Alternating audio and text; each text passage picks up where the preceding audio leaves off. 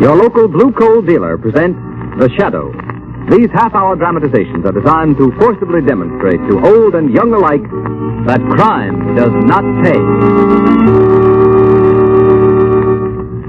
Before the final broadcast of this Shadow series begins, keep this fact in mind, homeowners. One way to be sure of maintaining steady, even temperatures throughout your home during these changeable days and nights of March and April weather is by burning blue coal. Blue coal is America's finest anthracite.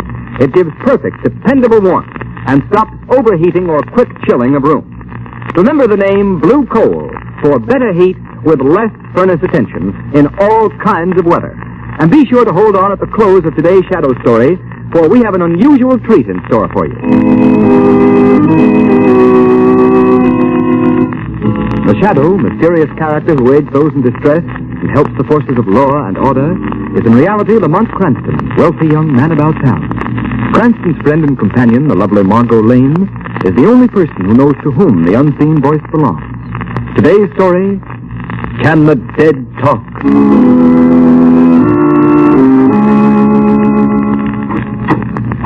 Oh, good afternoon, Miss Lane. Hello, Aunt. Mr. Cranston in? Yes, Miss Lane. I want to... Hello, Margot. Hurry up, Lamont. We'll be late for Aunt Eliza's big charity benefit. She's been working on it for the last 6 months. Now, come on. Oh, all right. Get my coat, Ames, please. Yes. Honestly, Lamont, you're acting like a little boy who doesn't want to go to dancing school. You'd probably enjoy it. This man Voltaire is supposed to be very good. Margot, I don't like mind readers. He isn't a mind reader. He calls himself a mentalist. Well, it means the same thing to me. Well, I understand he's fascinating. When he's not performing on the stage, he goes around exploding the myths of haunted houses and things like that. He doesn't believe in ghosts. Oh, my... Your coat, sir. My coat? Oh, yes. Thanks. Listen, Margot, I've got to be back at 6 o'clock. There's a polo match at the Armory tonight. Yes, I know. I've got a front row seat. And you needn't act like such a martyr. If I can spend the evening watching you trying to break your silly neck playing croquet on horseback, it won't hurt you to go with me this afternoon and have your mind improved. Deliver me from a logical woman. Very well.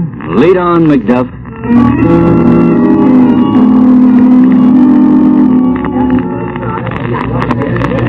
And now I will proceed with my next experiment. Lamont, I told you we'd be late. It started already. I'll sit back here and make this as painless as possible. Certain of you in the audience have written on the slips of paper that my assistant distributed questions you would like me to answer. Now, if you will concentrate on what you have written, I will try to get these questions by thought transference. But remember, you must concentrate. I must be in complete accord with your thoughts. I get the initials, E.K. Someone with the initials E.K. wants to know the date of her marriage. I think it was... Yes, I'm sure it was. March 24th, 1903. Is that right? Oh, yes, that's right. You hear that, Lamont? He's marvelous, don't you think? That's an understatement. Oh, don't be so superior. Everybody, please concentrate. I cannot conduct this experiment in thought transference without sympathetic cooperation from my audience. Now I get the initials BDM. BDM wants to know the street, number, and city where he was born. The street is Walnut. The number 2124. The city, Philadelphia. Am I right? Gee, he got it. He's marvelous. How do you suppose he does it? Elementary, my dear Watson. Wait, please. Before I proceed further, I feel that in this room there is someone who is not only an unbeliever, but one who is distinctly hostile to me and what I am trying to do. There, Lamont, he must mean you. Nonsense. Probably part of it. I would like that person to attempt a little experiment with me. If he or she will think of something, some question, the answer to which is known to no one else, I will attempt to answer it correctly without the person having written the question down at all. If I can answer it correctly, it should prove to the skeptic that the transference of thought from one mind to another is completely possible. Nice trick if we can do it. You don't think it's possible, Lamont, huh? I won't say it's impossible, but it's certainly highly unlikely. No, think of something and concentrate on it and see if you can get it. I will not. In the first place, you don't know that I was the one he was referring to. In the second place, even if I were, I wouldn't give him the satisfaction. You think of something that no one could possibly know but yourself. I'll bet you 100 to 1 he can't get it. Well, perhaps you're right. Quiet, please. Quiet. Someone in the audience is concentrating on the question, who is the shadow? Margot, did you think of that just then? Yes, but I don't know why. It just seemed to come into my head. I will answer that question. No, on second thought, I believe I will not give the answer after all. Unless I am very much mistaken, The shadow himself is present. And I don't believe this is just the time to remove his veil of secrecy. However, in case the shadow thinks this is merely a sham, I would like to inform him that within an hour, he will receive a cablegram from someone he never heard of. What do you suppose that means? I haven't the I slightest will now idea. proceed with the questions that have been written on the papers. Someone whose initials are LTZ wants to know the number of a license plate on his car. Oh, Lamont, let's get out of here. You can go if you like, my dear Margot. But I'm going to stay till the end. For heaven's sake, why? After the performance, I think the shadow will pay a little call on Mr. Voltan. I'm consumed with a burning desire to find out just what he knows.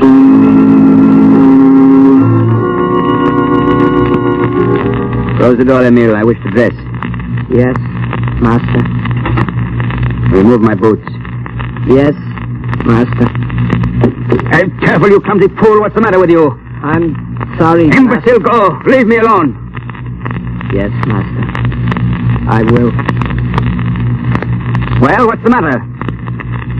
Master. The doorknob turned. The door is opening. But the hall is empty. Ah, good afternoon. Won't you come in? Have you gone mad, master? There is no one You here. are wrong, Emil. There is someone here. But I see no one. Of course not. You may leave us alone, Emil. Yes, master. Well, Shadow. Well, Voltan, Sit down, won't you? unfortunately, I can't stay. I have an engagement. Really? Perhaps your engagement is with that well-known clubman, Mr. Lamont Cranston. Is Lamont Cranston a friend of yours? No, matter of fact, we've just now met. Interesting. True. Why beat about the bush, Shadow? I know perfectly well that you're Lamont Cranston. Are you sure you haven't got me confused with someone else? Quite. Of course, at the moment, I admit I'm unable to see you, owing to a trick of visual hypnotics, which it is hardly worth my while to combat. However, your charming companion this afternoon, Miss Lane, wasn't it? Let her mind dwell on the subject quite intensely. Her thought waves were unmistakable. On second thought, I find I can spare you a few minutes, Voltan. Good. My respect for your powers is increasing momentarily. Well, now that you know, what are you going to do about it? I haven't decided yet. Remember, I and I alone know that Lamont Cranston and the Shadow are one and the same, with the exception of your friend Margot Lane. Of course, you realize how much your life would be worth if the underworld should ever learn that you are the Shadow. I have a rough idea. And yet that would be a pity. To terminate so unceremoniously the brilliant capabilities of one who, as the Shadow, is known and feared throughout the world. Just what are you getting at? Let me tell you a little story, my friend. Did you ever hear of Anton Proskovai? Anton Proskovai, the famous anarchist who at one time or another was kicked out of every country in Europe? That's the man. Well, the last I heard of him was some 10 years ago, when he was sent into exile. He's supposed to have died there. Anton Proskovai didn't die in exile. He escaped. But he dropped out of sight for 10 years because he was making a study of that least understood attribute of mankind, the human mind. You mean you? Yes, I am Anton Proskovai. You, Anton Proskovai? The man without a country? I do not need a country. What do you mean? Shadow, when I started my studies of the brain, I quickly found that people mentally are like sheep.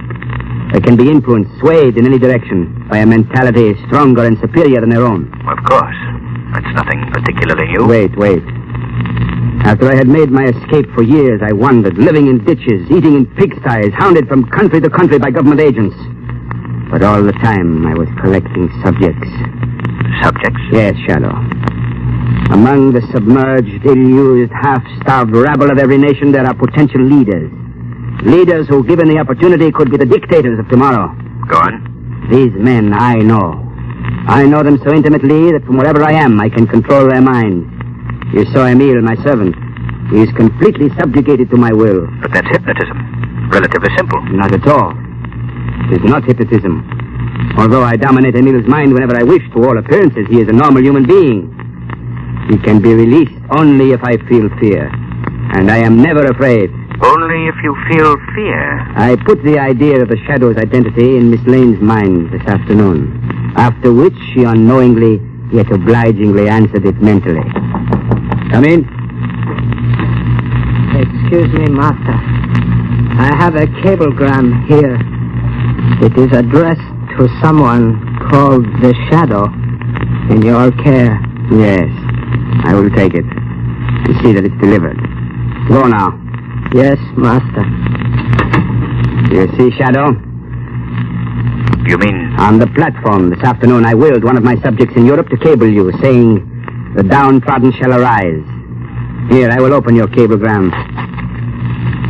I'll put it on the table where you can see it. Well, what does it say?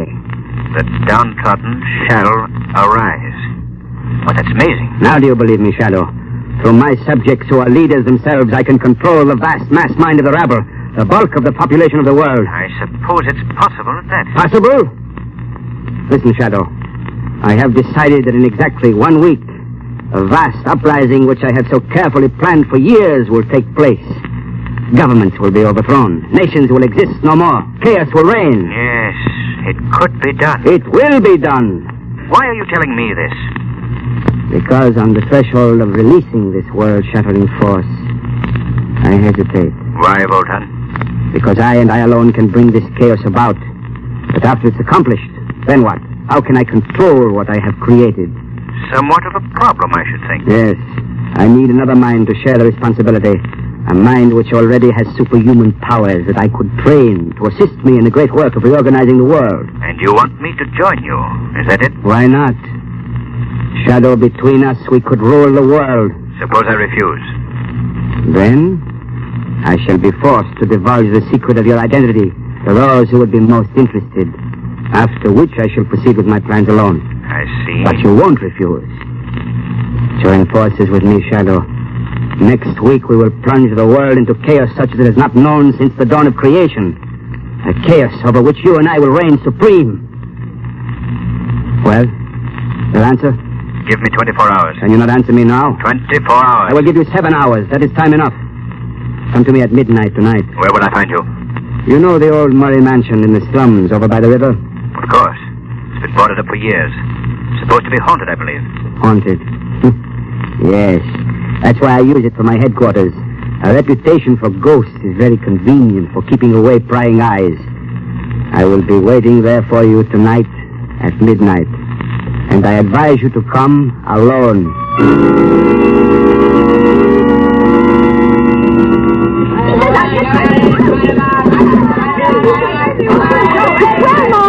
Lamont's really distinguishing himself tonight. I never thought that's right. I wish he wouldn't take such chances.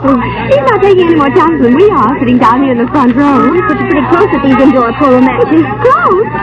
Honestly, Margot, any minute I expect to look up and find a horse sitting in my lap.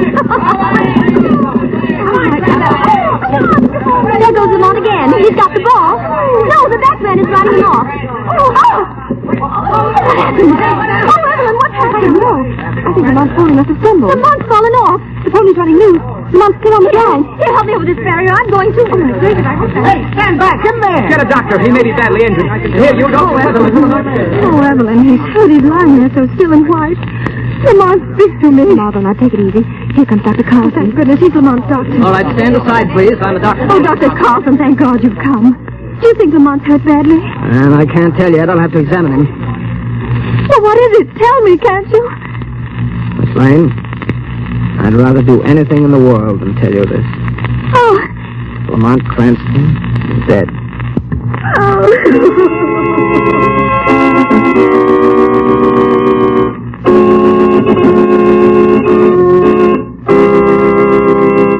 Act 2 of today's story commences in just a moment. But first, here's advice homeowners everywhere will certainly profit by following. Your nearest blue coal dealer has a real bargain for you. It's the John Barclay Summer Conditioning Service, a thorough cleaning and checkup job that'll put your heating plant in perfect shape for next fall and save you money on your fuel bills. This summer conditioning service includes cleaning all inside and outside surfaces, cleaning and reassembling the smoke pipe, and sealing all openings at joints where the pipe joins the chimney. This service also includes a thorough check of all dampers, valves, pipes, and grates, plus the painting of all doors and surfaces. In fact, it gives you over 10 vital money-saving jobs that will improve the efficiency of your furnace, all for the price of one. It's worth $12.50. It'll only cost approximately $5. for the average-size home. So next month, or whenever you decide to let your furnace fire go out, get in touch with your nearest Blue Coal dealer. Let him give your home heating plant, whether it's steam, warm air, or hot water, a thorough summer conditioning. You'll save time, trouble, and money in the long run. And remember, too, if you want steady, more dependable heat in your home throughout the changeable weather of early spring, order Blue Coal. You'll get better heat with less furnace attention.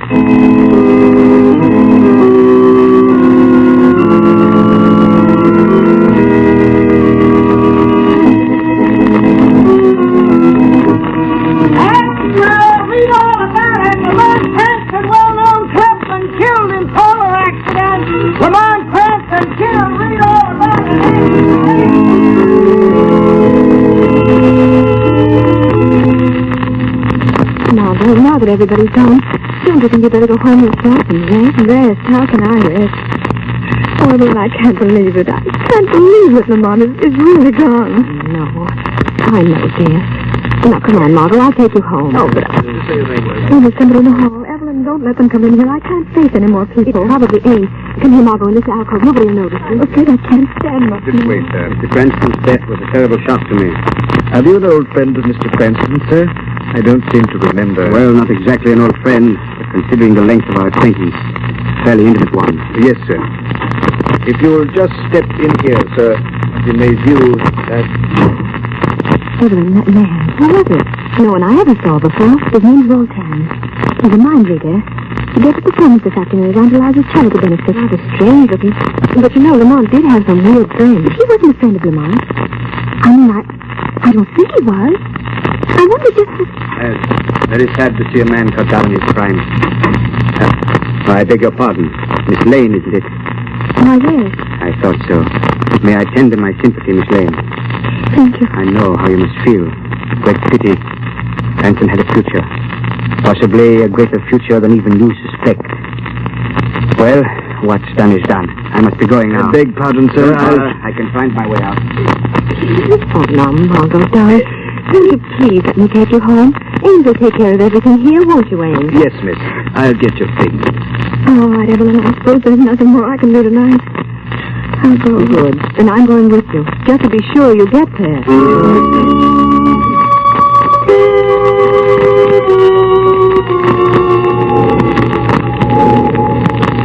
It's almost midnight, Emil. You may leave me now. Master, are you sure you would rather not have me to stay here? Stay? No, you fool. Why should you stay? I do not know. I do not see how you can remain here alone, Master. Night after night. There is something about this old ruined house. It is evil. Nonsense. What's evil about it? In the neighborhood, they say it is haunted. They say the ghost... Talk. That is all. There's no such thing as a ghost. To a trained mind, a ghost is an impossibility. Therefore, it does not exist. You understand? Yes, Master. I shall be quite all right. What's that? Just a loose shutter in the wind. Master is worried? I have never seen you so before. I've had rather an upsetting occurrence tonight. I must think things out. Go, Emil. Yes, Master. The usual time in the morning? Of course. Now go. Yes, Master. Yes, I go. Fool. Emil is an idiot, trying to frighten me with this old woman's tale about ghosts. Ghosts do not frighten me. Nothing frightens me. If I knew fear, I couldn't hope to control the world. So now Lamont Cranston is dead. I must proceed alone. But I must hurry before anything else goes wrong. I will not wait a week. Tomorrow I shall call upon my subjects to arise and kill. Tomorrow. It's a pity the shadow is gone. He would have enjoyed it. I could have taught him so many things. What a magnificent conception. The shadow.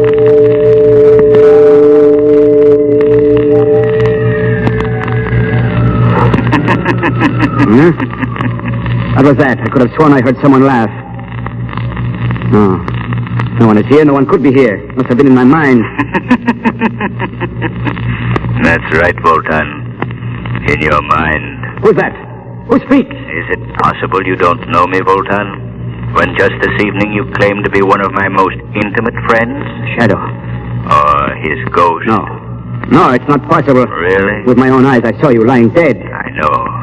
So thoughtful of you to call. Stop! It can't be you. It can't. You hear me, don't you? I'm imagining things. My mind is overstrained, that's all. The shadow is dead. You see, it's midnight, Voltan. I have returned from the spirit world to keep our appointment. Spirit world. There is no such thing. There can't be. I won't allow myself to believe it. You're afraid, Voltan? No, I'm not afraid. You are afraid for the first time in your life. You're afraid. At last, the thousands of subjects you've held under your spell are liberated, are free. Who's there? It is Emil. You must remember me, Master. Your loyal servant, Emil. The one whom you subjected to your indignities for so long. You've gone mad. Now, Voltan, it is you who have gone mad. And there is but one way to deal with a mad dog. Keep away from me, Emil. Don't come any closer. It's gone. I will shoot! Drop that gun. Emil. I didn't mean it. Stop, Emil. Stop following me! You wounded me, Voltan. But before I die, I am going to kill you. I am not afraid of you anymore. You are afraid of me. No, don't touch me. Don't you...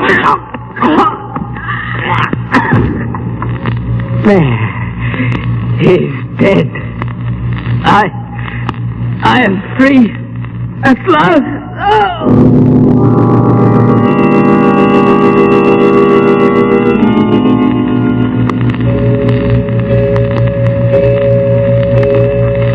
4 o'clock. It'll be dawn soon, Margot. I'm all right now, Evelyn. Why don't you go home yourself? You don't need to stay with me anymore. Well, if you're sure you're all right. Oh, of course I'm all right. I'll take a sedative and go to bed. Good, and get some rest. I could use some rest myself. You could.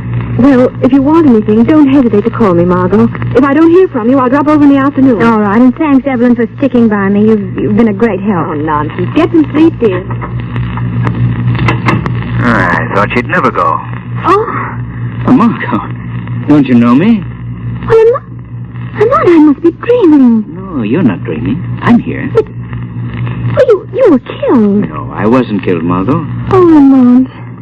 But I don't understand. I saw you lying there so cold and still. It was a trick, dearest.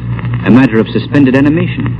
I wasn't even hurt. Well, then how... It's quite a common trick in India, and it's been done in this country on several occasions. I've never had need to use it before. Voltan forced me to. Well, how does it work? Well, I can best explain it by saying I threw myself into a cataleptic trance. My heart stopped. Everything stopped for a short time. I had even fooled Dr. Carlson. It'll be an awful shock to him when he sees me alive and well. You mean you did it on purpose? Of course, I had to. And you didn't tell me? I could tell no one, Margot. Oh, Lamont, how could you? I know what a shock it must have been for you, darling, but believe me, there was no other way. It was vitally necessary that Lamont Cranston should be thought dead, so that Voltan would keep his knowledge of the Shadow's identity to himself until I had time to figure a way out. But, Lamont, why didn't you tell me and spare me the suffering? I wouldn't have given you away. I didn't dare take the chance. Voltan might have read your thoughts. A sinister man, Margot, with some rather extraordinary mental capabilities. Would it surprise you to know that he had perfected plans for a world revolt? He had? You mean he... Yes. Voltan is dead. As the ghost of the Shadow, I faced him tonight in a haunted house. When he thought his mental powers were going back on him, he shot his servant, who very conveniently strangled Voltan before he died, too. Oh, terrible. I don't think so, Margot. There's quite enough unrest among nations today without the machinations of an insane mental genius. Yes, I think the world will be a great deal better off without Mr. Voltan. It's a pity that others with a like capacity for stirring up trouble can't meet the same fate.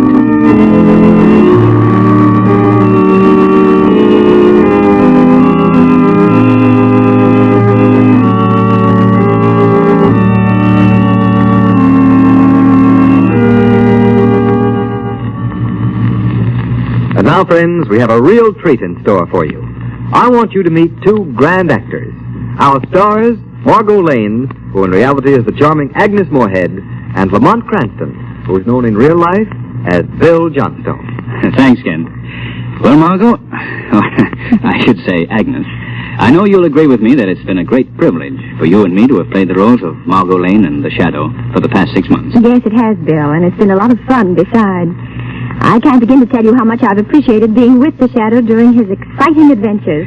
And I know that we appreciate the generous cooperation we've received from our sponsors, the Blue Coal Dealers, in teaching young and old alike that crime doesn't pay.